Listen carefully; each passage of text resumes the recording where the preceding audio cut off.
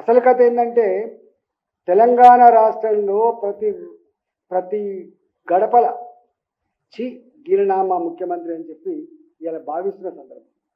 ఇది విఫలమైన ప్రభుత్వంగా అతి తక్కువ కాలంలోనే ఈ ప్రభుత్వం మీద సంపూర్ణమైన అవిశ్వాసాన్ని నిరసన వ్యక్తం చేస్తున్న సందర్భంలో దీని నుంచి డైవర్ట్ చేసే దానికోసం దీని నుంచి డైవర్ట్ చేయడం కోసం ఈ చిల్లర పనిచేసేట్టుగా భావిస్తామని నెంబర్ 1.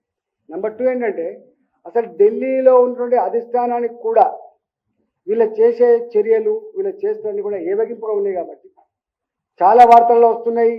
ఇంటర్వ్యూలు ఇవ్వలేకపోతున్నారు, కలవలేకపోతున్నారు, అపాయింట్మెంట్ ఇవ్వలేకపోతున్నారు. వాళ్ళ మెప్పు కోసం ఈ చిల్లర పని చేసి నువ్వు మెప్పు పొందే ప్రయత్నం చేస్తుండొచ్చు, కానీ మెప్పు అక్కడ పొందుతావు, కానీ ప్రజాస్వామ్య వ్యవస్థలో ప్రజల దృష్టిలో మాత్రం చిల్లరగాడిగా మిగిలిపోతావు అనే విషయాన్ని మీరు మర్చిపోవద్దు.